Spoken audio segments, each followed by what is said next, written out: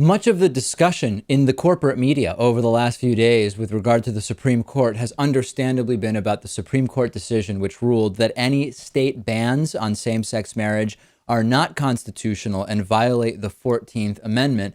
But there have been other Supreme Court stories over the last few days that really deserve attention as well. And one of those is that the Supreme Court upheld the Affordable Care Act's insurance subsidies as legal in a 6-3 ruling the day before the same-sex marriage decision. Antonin Scalia, Clarence Thomas, and Samuel Alito were the three votes against.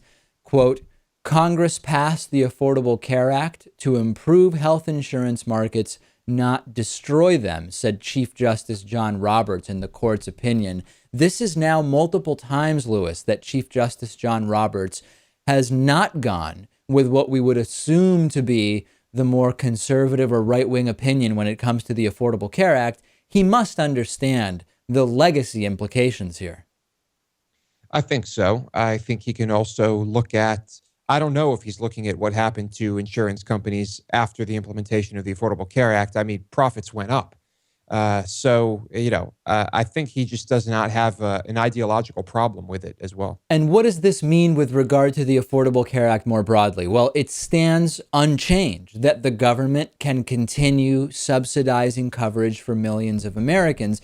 This was really about whether it is legal or not for the IRS to propagate regulations that give tax credit subsidies for people buying health insurance coverage through the Obamacare exchanges. So if you can say, well, fine, the Affordable Care Act broadly has been upheld as constitutional by the Supreme Court years ago, that was a done deal. But if we can say the mechanism through which some of the insurance payments are funded is not okay, by defunding, you have the same effective impact of shutting down that program. But that did not happen. This is yet another defeat for those who are looking to repeal all or parts of the Affordable Care Act.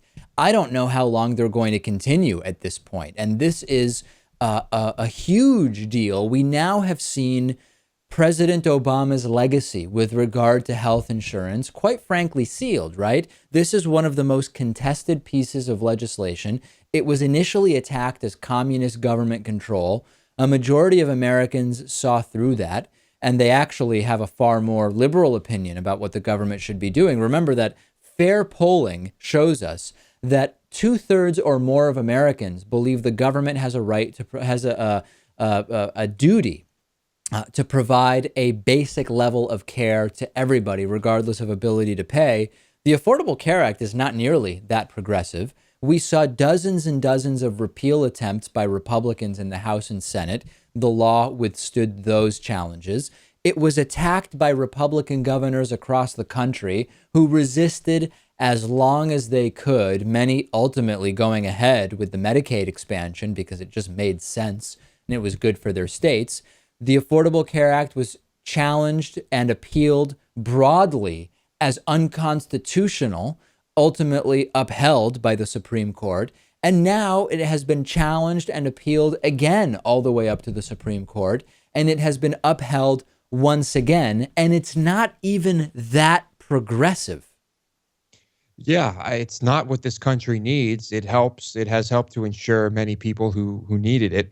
But this isn't what I want. And I still think that if we see a Republican president and then ultimately a Republican-controlled Congress, there are going to be more attempts at repealing Obamacare.